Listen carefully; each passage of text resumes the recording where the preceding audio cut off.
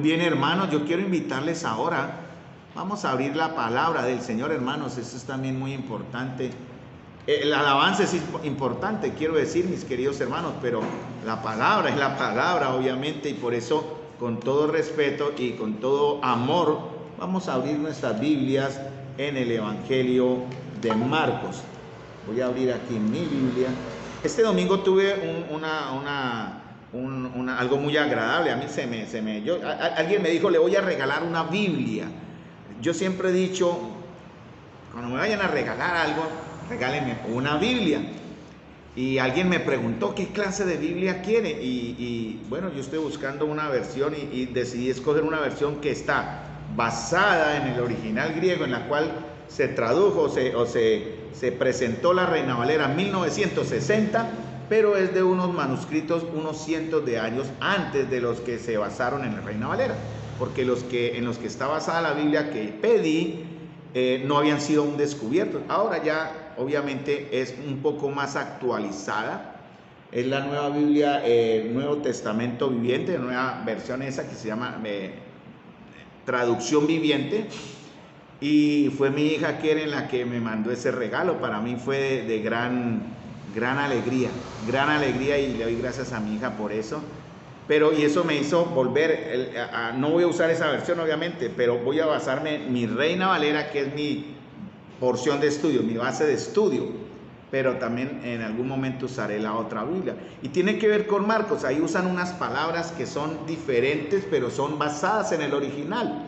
Entonces no tengan temor, hermanos, hay que tener mucho cuidado cuando estamos usando una Biblia, porque hay que entender cuando es una traducción o una versión, que es totalmente diferente.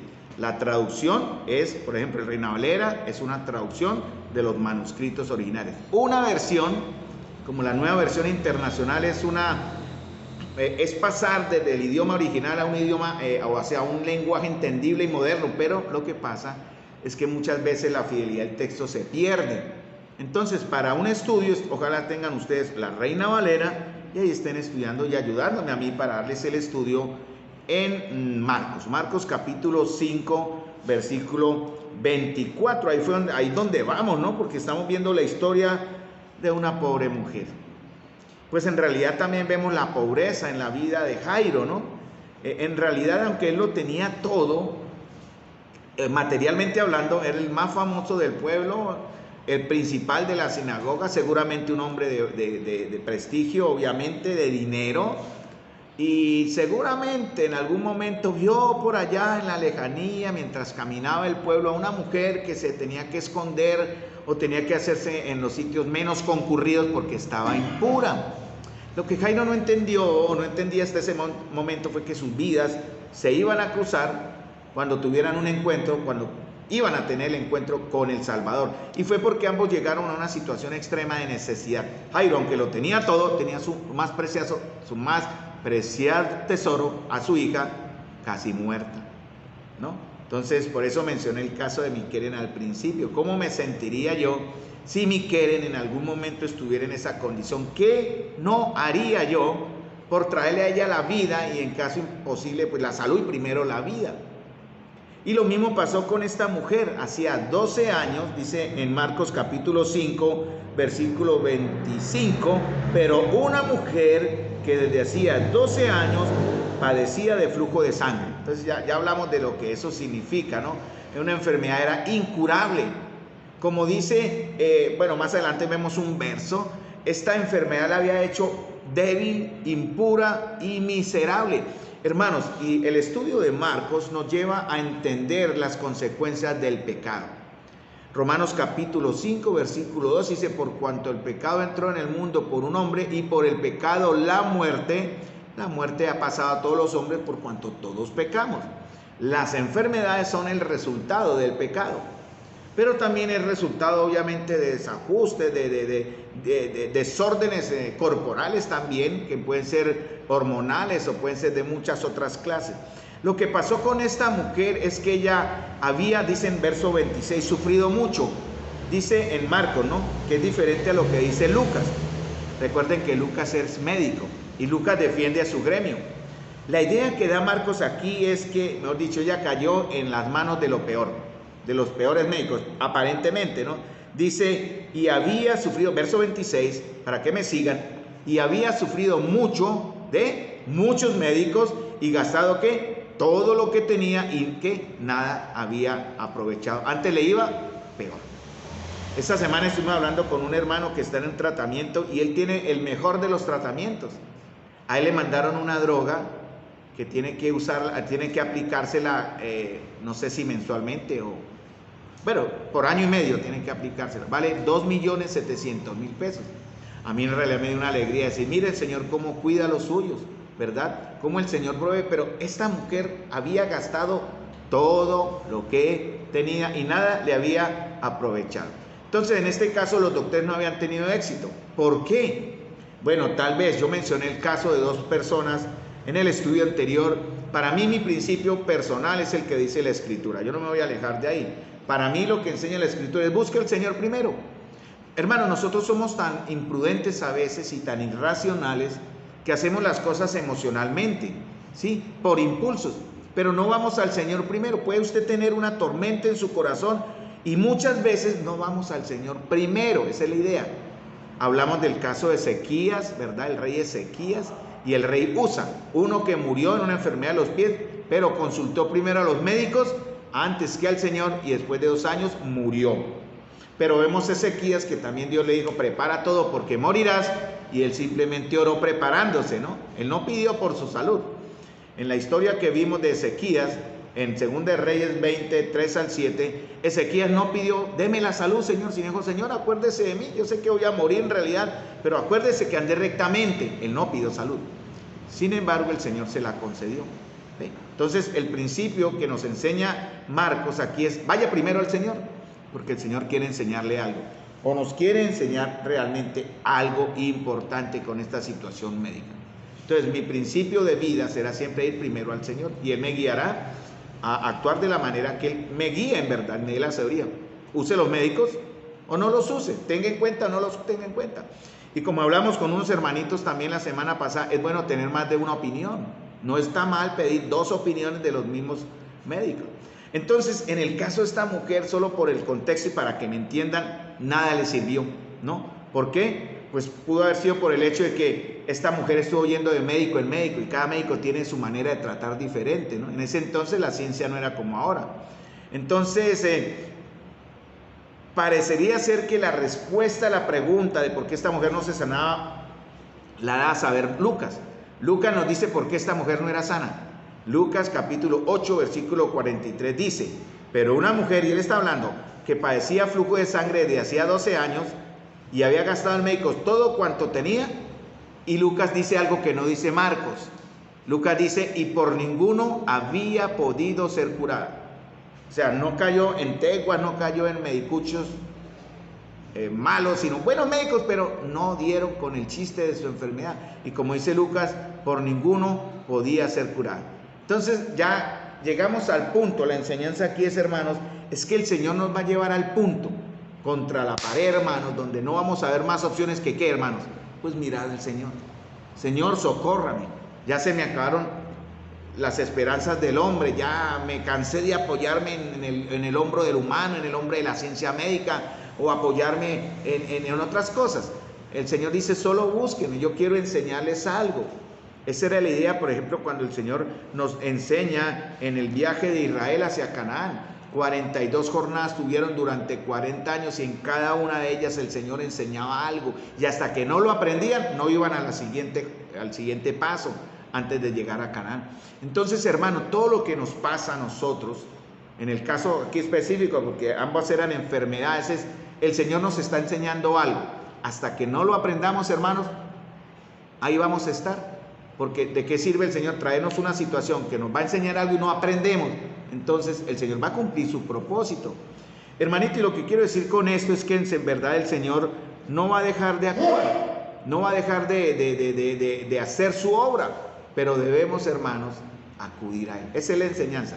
Por eso Jairo fue a Cristo, fue al Señor de manera pública. Esta mujer fue de manera escondida, pero fueron. Por eso el título que puse en la presentación para el grupo fue La fe oculta que se hace visible. Toda la fe, hermanos, comienza oculta, comienza en nuestro corazón. Y esa fe necesita mostrarse de manera visible. ¿Cómo mostramos nosotros nuestra fe? Por ejemplo, aquí tengo en el salón unos hermanitos que están mostrando su fe de manera visible. Tenemos en Zoom unos hermanitos que están mostrando su fe de manera, pues no tan visible porque solo lo vemos nosotros, ¿no?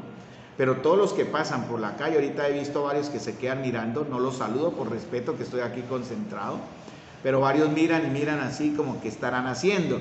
Nosotros estamos dando testimonio de fe público ante otros que quieren y van a preguntar después qué es lo que ellos creen.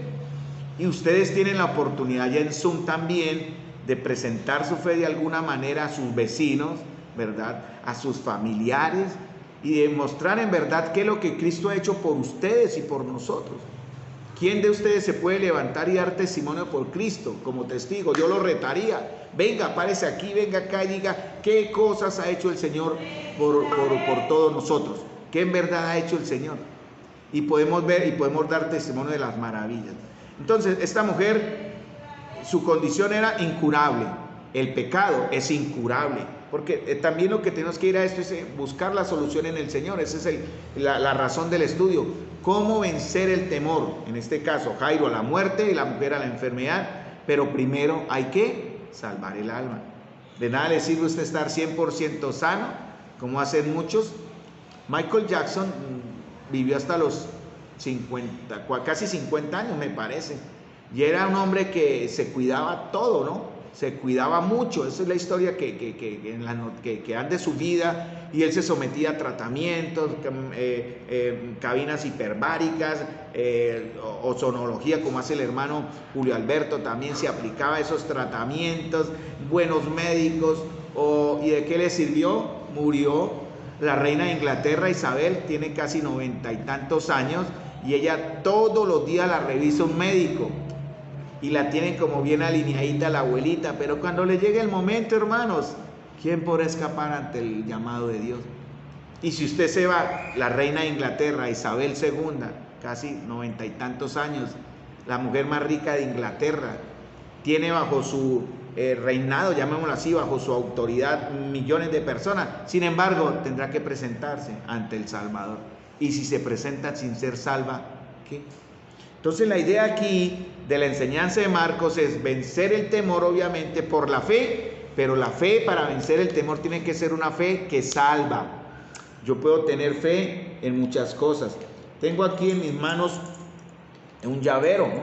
Y el llavero tiene las llaves de mi carro, las llaves de mi casa, y esta llave no sé de qué será, pero las tengo ahí. Pero esta llave abre una puerta. Yo entro al carro y yo no puedo prender mi carro con esta llave. No es la llave. Tengo que usar esta llave. Esa sí es la llave.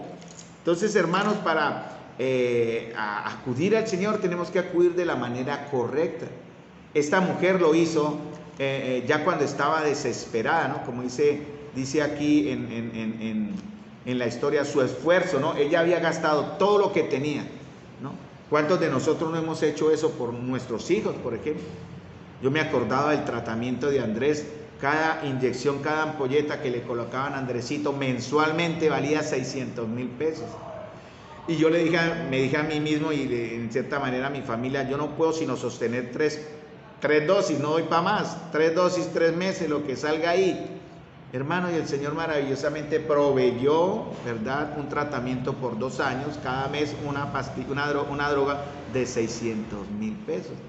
Yo creo que la respuesta fue porque yo fui también primero al Señor. Y el Señor me dio respuesta a mi deseo. Jairo fue al Señor y el Señor va caminando, porque eso es lo que dice en el verso 24, fue pues con él, ¿sí? Y le seguía una gran multitud y le apretaban. Jairo quería que llegaran rápido a la casa, pero tocaba ir al ritmo que la multitud permitía, y en el transcurso de ese caminar se encuentran con esta mujer, ¿no? Ambos seguramente acudieron donde no debían. Esta mujer a todos los médicos, no le sirvió. Su cura no debía ser comprada porque ella estaba gastando su dinero en lo que no es pan. Fíjense bien lo que dice Isaías 55, si lo podemos cambiar por la situación que usted tiene, ¿no? Isaías 55 dice, ¿por qué gastáis el dinero en lo que no es pan y vuestro trabajo en lo que no sacia? Oídme atentamente y comed del bien y se deleitará vuestra alma con grosura. Muchas veces solo estamos enfocados en recibir, en ganar, porque nuestro apoyo está en lo que tenemos, ¿sí? Dinero. Si tenemos buena cuenta bancaria vamos a estar tranquilos, y más en esta situación en la que entró nuestro país, por la cual debemos orar mucho, hermanos, porque ya se dicen, ahorren en dólares, ahorren lo que puedan, busquen pasaportes, y eso es lo que en realidad debemos orar, porque el gobierno sea un gobierno con temor a Dios, lo cual lo dudo en virtud de aquel que ahora está rigiendo los destinos del país, pero aceptamos la voluntad de Dios, y la iglesia, hermanos, tenemos que estar muy unidos para no gastar nuestro dinero en lo que no es pan, sino en el Señor, centrarnos en el Señor. ¿Cuál fue el fracaso de la mujer, hermanos? ¿Cuál fue el fracaso? Dice en el verso 26, y nada había aprovechado, antes que le iba peor. Mire, yo me he dado cuenta a través de mis pruebas que el Señor ha traído, que cuando yo hago las cosas en la carne, impulsivamente, y eso lo he aprendido en el estudio que estoy viendo de las jornadas, también me identifiqué en uno que vi antier, cuando Israel llegó a Pérez Rimón, a esa jornada, Rimón Pérez, algo así, se me olvidó ahorita, pero es ese punto donde el pueblo actuó con impulso, con emoción, y el Señor dijo, yo no estoy con ustedes. Y ellos quisieron actuar, el Señor dijo, no vayan porque no estoy con ustedes. Y ellos fueron a pelear con los amalecitas y fueron derrotados, murieron muchos, y el Señor les dijo, yo no estoy con ustedes. Y ellos fueron y prepararon sus armas, sus propias armas, pero dejaron fuera a Dios. Y cuando ellos ya quisieron buscar al Señor, dijeron, Señor, ahora sí vamos a ir a pelear. El Señor dijo, yo no estoy con ustedes, ya no, era el tiempo. Hermanos míos, Jairo tuvo su tiempo, su hija estaba moribunda. Esta mujer tuvo su tiempo, su enfermedad era incurable. ¿Cuál es el tiempo de ustedes, hermanos? ¿Cuál es el tiempo de la iglesia? Cuando busquemos al Señor, ¿sí va a estar el Señor ahí? O el Señor diría, yo estaba ahí cuando los estaba guiando a que me buscaran y ustedes no vinieron. Ahora tienen que aprender la lección, no voy a estar con ustedes. En el caso de esta mujer, el Señor aparentemente no estaba con ella, ¿no? Aparentemente, porque él iba andando, aparentemente. Quiero que entiendan, hermanos, que el Señor omniscientemente sí sabía que esta mujer estaba ahí. Él no estaba mintiendo, ¿verdad? Y en realidad la intención que él dice, verso 30, él pregunta, ¿quién ha tocado mis vestidos? ¿Acaso él no sabía quién había tocado? Claro, él sabía quién había tocado. Él es Dios omnisciente. Sin embargo, él quiere buscar algo, y lo vamos a ver, creo que alcanzamos a verlo si tenemos el tiempo. ¿Por qué él dijo eso? Él quiere que mostremos tres cosas. Sí, creo que son tres cosas o cuatro, ya llegamos allá. Cuando él pregunta quién me ha tocado es porque él quiere que usted haga tres cosas. Vamos a ver ahorita. Cuando él le pregunta a ustedes por qué me tocan, primero hay que tener la fe. Primero la fe que salva, hermanos. Después la fe que sana. Ese es el orden. Pero para tener la fe que sana hay que hacer algo también, que fue lo que el Señor le pidió a la mujer. Él nos va a preguntar en esta noche, hermanos. Les está preguntando allá en Suna a todos, ¿quién me ha tocado? ¿Verdad? ¿Quién en verdad me está tocando? Y debemos hacer algo como la mujer con flujo de sangre va a hacer en contados momentos, ¿no? ¿Quién me ha tocado? Dice el Señor.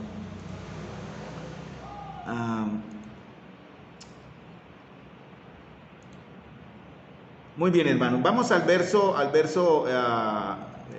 30, aquí es donde vamos, ¿no? Entonces vamos en el verso 30, donde el Señor le dice a la mujer lo siguiente. Dice hay que ver la fe de la mujer. Casi se me pasa eso después de su fracaso. Cuando ella oyó hablar de Jesús, vino por detrás entre la multitud y tocó su manto, porque decía, si tocare tan solamente su manto, seré salva. Él no esperaba abrazar a Jesús, no podía, era impura, solamente tocar a Jesús. Hermanos, y para tocar a Jesús, ¿cuánto necesitamos tocar? Pues poco, ¿cierto? Solamente tocarlo. ¿Cómo toca la iglesia a Jesús? ¿Cómo toco yo a Jesús? Si yo les pregunto a ustedes, ¿cómo tocan ustedes al Señor? ¿Cómo tocan a Jesús? ¿Cuál sería la respuesta, iglesia?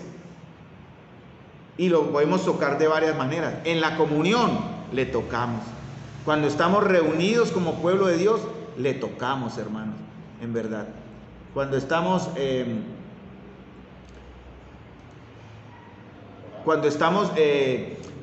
oración, le tocamos. Cuando estamos alabando, le tocamos, hermanos. Cuando estamos, orando, que fue lo que acá, le estamos tocando.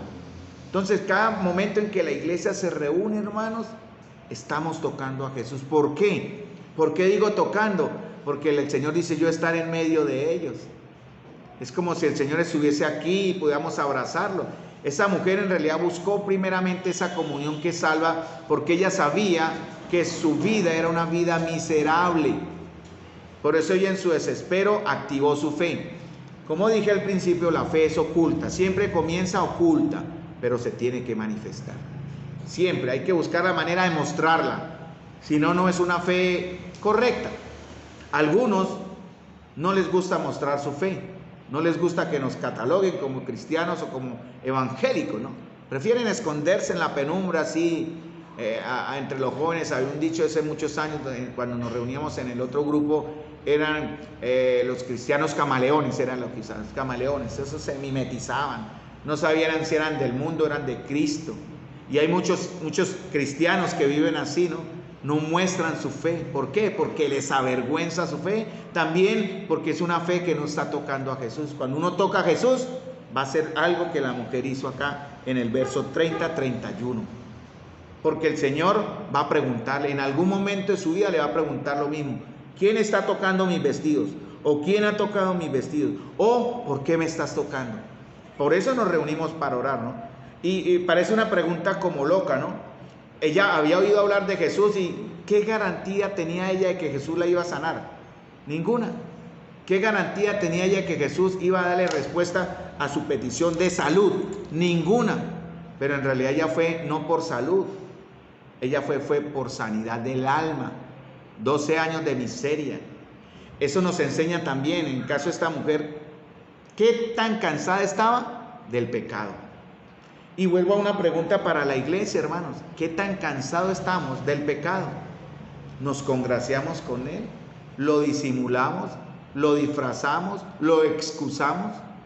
Yo les pregunto a los hermanos allá en Zoom, a los que están aquí en esta noche, ¿cómo es nuestra reacción ante el pecado? ¿Qué sentimos ante el pecado? Esta mujer estaba cansada de su pecado, ¿no? Ella sabía, estoy desahuciada médicamente, moriría, como la hija de Jairo, que ya estaba prácticamente muerta, pero ¿qué después de que muriese ella diría, ¿yo qué voy a hacer? Por eso dice, si tocare tan solo su manto, seré salva. Y la palabra aquí salva está bien traducida, porque esta palabra salva es la que se usa en el resto del Nuevo Testamento para hablar de salvación. En el contexto podían haber puesto, ¿por qué si tocare tan solamente su manto seré sana? No colocaron sana, porque el texto, la palabra que está aquí en griego da la idea en su contexto. Por eso hay que tener mucho cuidado, hermanos, cuando estudiamos la escritura, tener atención al contexto. Hay hermanitos que les gusta sacar la Biblia de contexto y se forma una discusión tonta, sin razón, por sacar los versos de su contexto. Entonces empiezan a hablar de otras cosas, tuercen la escritura y lo que hacen es perderse. Hay que ir a la palabra, hermanos, y muy clara. La palabra de Dios. Yo llevo 40 años, hermanos, de esos 40 años de conocer al Señor, llevo 30 prácticamente como encarrilado y 26 firme para mí. Y jamás, se lo digo con todo el corazón, hermanos, con todo temor y respeto, jamás he visto en la escritura error alguno, jamás. Y se los he buscado. Por eso a mí en lo personal me siento incómodo cuando alguien le quiere buscar errores a la Biblia.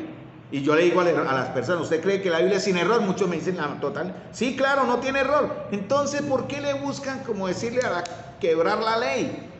La escritura está ahí clara, transparente, no tiene duda, hermano. Por eso el Señor aquí nos enseña algo más. Entonces vimos dos personas con necesidades diferentes. Una niña, aunque en realidad fue su padre el que actuó, y una mujer.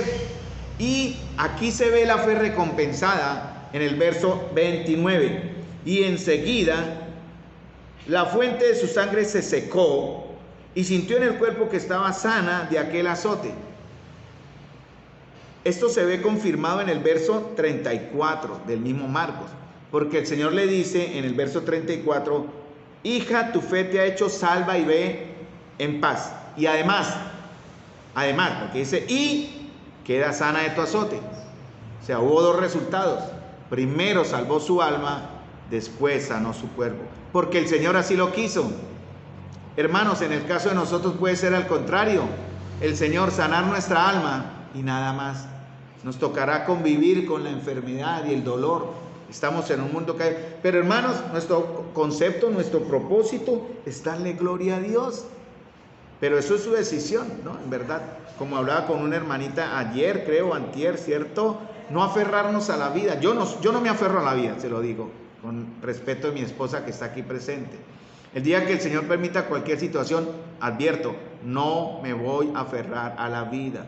Lo que el Señor me disponga, así lo aceptaré. Y buscaré no dañarle la fe a ustedes ni afectar mi propia fe, renegando del Señor, quejándome del Señor. Y, ay, ¿por qué me llegó esto? Yo tan bueno que era. Y ahora la iglesia, ¿con quién va a quedar? Hermanos, el Señor es el Señor de esta iglesia. Aquí no, nadie de los que estamos aquí, más los que están allá presentes en Zoom, es más o menos, estamos iguales. El Señor cuidará a su iglesia, hermanos. Y en ese caso también tenemos que tener la confianza. Esta es la victoria de la mujer, ¿no? La fe de ella oculta que se manifestó fue recompensada. Entonces, ¿qué es lo que pasa? La fe lo lleva a tener un encuentro personal con el Señor. Hoy vemos un hombre de fe que está llegando y por fe llegó acá. Después de un buen tiempo, ay, el hermanito, llegó espelucadito el hermanito. Pero llegó un hermano aquí. Muy bien. La fe que no hace esto no es fe. Eso es lo que quiero decir, hermano. La fe tiene que mostrarse, ¿no? Y vemos diferencias. Por ejemplo, en el caso de Jairo hay diferencias. Jairo era de posición, esta mujer era pobre prácticamente, ¿no? Jairo va a Jesús de manera abierta, ella va de manera oculta, ¿no? Jairo se llama Jairo. ¿Cómo se llama la mujer? Nadie lo menciona. Ignorada, ¿verdad? Aparentemente por el mismo Dios, pero miren, se dan más detalles de la sanidad y salvación de la mujer que del mismo Jairo y el caso de la hija. Entonces eso es interesante. En este caso el enfermo no es Jairo sino su hija, pero la mujer sí está enferma. ¿Y qué hay de parecido en ellas? Ambas con una enfermedad de más de 12 años, o por lo menos una con 12 años y muere y la otra con 12 años de dolor, ¿no? Ambos reconocen en Jesús que Jesús tiene poder para hacer un milagro. ¿Cuál era el milagro? En el caso de Jairo, Señor, dale la vida a mi hija, ¿no? Pon tu mano y ella vivirá. En el caso de la mujer también, Señor, quiero ser salva. Ese era su propósito. Entonces, por ejemplo, la mujer, Mateo dice que la mujer iba hablando dentro de sí, ¿no? Murmurando, ¿no? A veces, como digo yo en son de broma, me digo a mí mismo, ¿qué piensa?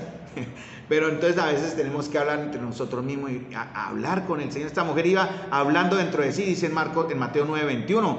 Y el Señor le dice a la mujer, ten valor, ¿no? Lo dice también, ten valor, ten ánimo. Aquí como le dice, ¿verdad? Dice, hija, tu fe te ha hecho salva, pero Mateo y Lucas mencionan estas dos palabras, ¿no? Ten valor o ten ánimos. Aquí sucedió algo interesante. Ustedes saben, y ahí en Zoom pueden decir porque tengo el micrófono abierto, ¿quién fue el que le hizo el reclamo al Señor? Dice en Marcos, si ustedes estudiaron, me están siguiendo, tienen que entender quién fue el que habló. Marcos 5:31, cuando el Señor dice, ¿quién ha tocado mis vestidos? Y ellos dicen de una manera un poco grosera. Yo no sé, yo me lo imaginé. Y ellos le dicen, sus discípulos le dijeron, como regañándole, pero Señor, si la multitud lo está apretando y le aprieta y dices, ¿quién me ha tocado? Bueno, yo le pongo aquí como un gesto de sobradez de esos señores, de estos hermanos que están aprendiendo. Y usted pregunta, ¿quién me ha tocado?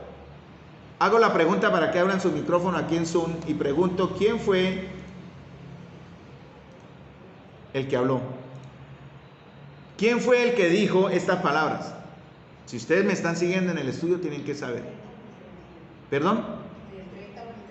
El que hizo la pregunta, el verso 31, Marcos dice, sus discípulos le dijeron, ves que la multitud te aprieta y dices, ¿quién me ha tocado? Pero en la otra escritura dicen el nombre del que habló. ¿Alguien sabe? No. ¿Nadie sabe? Ustedes no están estudiando. Tiene que estudiar, hermano.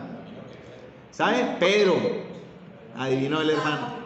Ahí estaba pintado. En Mateo y Lucas dicen que fue Pedro el que habló. Y Pedro fue el que dijo, pero Señor. Pedro tan impulsivo y tan arrebatado como siempre, ¿no? Como siempre, el impulsivo regañando al Señor. Eso está en Lucas 8:45. Aprendan. Pero los discípulos encabezados, ¿no? Él era el líder y él fue el que habló por ellos, ¿no? Ves que la multitud te aprieta y tú preguntas. Y esto no solamente demuestra falta, escuchen bien esto para terminar, hermanos. Esto no solamente demuestra falta de entendimiento, sino que irrespeto al Señor, falta de reverencia al Señor de los discípulos para con su maestro. Tres cosas, yo les pregunto a los hermanos allá en Zoom, pueden abrir el micrófono si quieren también y hablar y decir en verdad tres cosas, ¿no? Que el Señor espera de nosotros. Entendimiento, 2, reverencia, 3, respeto. Hermanos, ¿sí lo tenemos por el Señor? En verdad nuestra vida espiritual es de entendimiento, reverencia y respeto. Porque a veces el que mucho sabe se ensoberbece, se enorgullece y falta o va a fallar en las otras dos porque se va a creer el sobrado. En el Señor no, delante del Señor tenemos que tener entendimiento. O sea, ¿quién es Él? ¿Quién es nuestro Señor?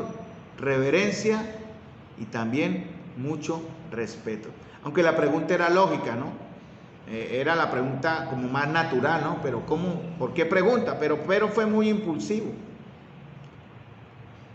Aquí pasa algo, ¿no? Y esto lo vamos a dejar ahí, pero lo mencionaremos ya. Pero es solamente un recorder de los famosos sanadores de fe de hoy en día, ¿no? Ustedes van a un culto de sanidad, de los que hay muchos que por ahí abundan. Yo nunca los vi en pandemia yendo a los hospitales sanando a los enfermos, ¿no? Ellos solo sanan los que van a los cultos. Y si nadie se sana, ¿a quién culpan? Es su fe. La culpa es su fe. No tuvo suficiente fe, ¿verdad? Su fe falló. No, hermanos. Nuestra fe no es que falle, es que está mal enfocada. En una base que no es, en un soporte que no existe. Nuestra fe, primero, tiene que ir al Señor. Entonces, lo que el Señor quería que entendiéramos es cerrar un círculo, ¿no? Fuera quien fuera el que le había tocado, ¿cuál círculo quería cerrar el Señor? Bueno, ¿cierto? Y está aquí en el Salmo 50:15. Se los voy a dejar de tarea para el próximo jueves. Eso fue lo que Él hizo en esta mujer. Y eso es lo que el Señor quiere en ustedes, hermanos, y en mí, para que nuestro temor sea quitado por la fe. Salmo 50:15, se los dejo de tarea. El próximo jueves voy a usar este mismo sistema de conectar una sola cámara en el solo computador. Espero no enredar y ustedes me hayan escuchado fuerte y claro. Y la grabación en Zoom salga para compartírsela. La tarea, hermanos, para todos los que están en esta noche aquí reunidos, 10 hermanos allá y otros 8 acá presentes, buen número, gloria a Dios, es cuál es el círculo que el Señor cierra, nos enseña con el Salmo 50:15, basándonos en Marcos 5:32-33, así, como para que tengan la idea. Les voy a dejar esa tarea y la voy a preguntar el próximo jueves, pero no me olviden, ¿no? ¿Cuál es el círculo que el Señor cierra? Y eso está en el... ¿Se me recortó un poquito? ¿Me repite, hermana? Qué pena. ¿Cómo? No escucho. Es que aquí se me recortó un poquito, entonces, hermano, no alcancé a escuchar, sino que el círculo. Bueno, listo, hermanita. El Señor cierra un círculo donde nos va a enseñar aquí, como en conclusión, esta porción de Marcos 5 con la sanidad de la mujer con flujo de sangre, ¿no? Él espera que hagamos, primero, la advertencia que acabé de decir en la pregunta que se hicieron ellos, es que no había entendimiento, ¿cierto? No había reverencia y no había respeto. Hasta ahí externamente de los discípulos. Y por eso hice la pregunta, ¿cómo está esa condición en nosotros? Ahora, para los que nos acercamos al Señor, el Señor va a cerrar un círculo, o sea, unas condiciones que Él pide para actuar. Recuerden que estamos tratando de entender cómo sacar el poder del Señor, entre comillas, con todo respeto uso ese término, porque no es lo que se usa hoy día en los famosos predicadores de fe, ¿no? Yo declaro, yo decreto, como si el Señor fuera mi sirviente y Él tiene que hacer lo que a mí me da la gana. Yo soy un miserable pecador, el Señor por gracia me ha salvado. Yo no estoy para exigirle al Señor. Falta de reverencia, falta de respeto. Pero los que le honramos, hermanos, el Señor nos va a pedir algo que está en Marcos 5:31, como por darle el contexto, Marcos 5:32 y 33, ahí está, que está basado en el Salmo 50:15. No me den respuestas ahora, estúdienlo y vamos a ver en el Salmo 50:15 el próximo jueves la respuesta. ¿Cuál es el círculo que el Señor entonces quiere cerrar? No sé, espero me estén allá con la señal de internet y todo me hayan escuchado, pero tendré eso más adelante, les envío entonces el audio. Muy bien, hermanos, vamos a